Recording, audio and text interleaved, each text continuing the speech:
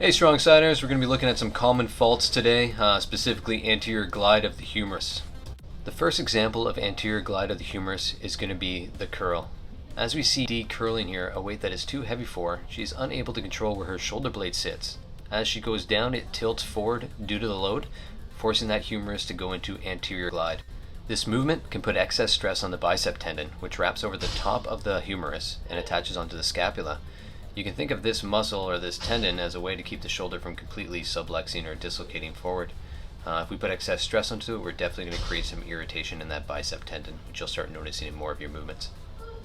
Here I'm coaching Diana to keep her shoulder blades together and down to see if we control that scapulothoracic joint to avoid the anterior tilt. Another place we see anterior glide is during the chest press.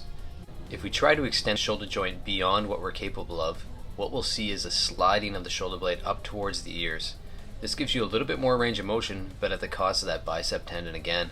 This is going to make the setup for the bench press very, very key, as the bench gets in the way of the shoulder blades, so if they're already protracted forward, you're going to have a hard time squeezing them back together. I suggest kind of opening up your back a little bit off the bench so that you can squeeze the shoulder blades back and down before you even start doing the movement.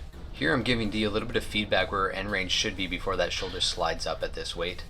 I'm going to just touch the shoulder lightly, give her an end range, and then if she takes a little further, we'll see that shoulder starts to pop forward and up towards the neck a little bit. I'm going to give you a couple of visuals here so you can really see what's happening. I'm going to pin her shoulder down and we're going to see if that moves up towards my hand. So pretty good there. That's a great range of motion. If we look here, I'm going to have my finger right kind of where the joint's supposed to rotate, and we'll see as it comes down if it moves in relation to where my finger is. There you see the punch forward of that humerus in the socket. We don't really want that, and what we'll also notice if you look at her trap and neck, we'll see some tensing up towards the ear. I'm going to give her the cue to try to keep the shoulder down and away from the ear. Since the body can relate to where those positions are, she should have an easier time than me saying hold the low traps down.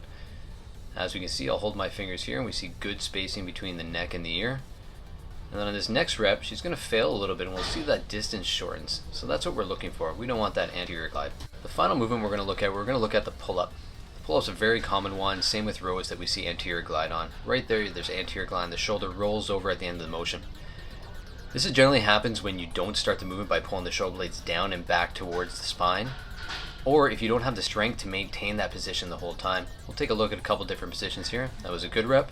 Here we're going to see my shoulder roll forward at the top.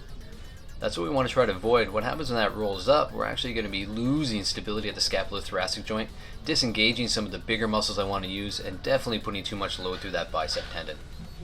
Well, strong siders, that's it for your anterior glide information. Next week we're going to be looking at how we can help stabilize the scapulothoracic joint, some exercises to help you do it, and how to look for better form in all your movements.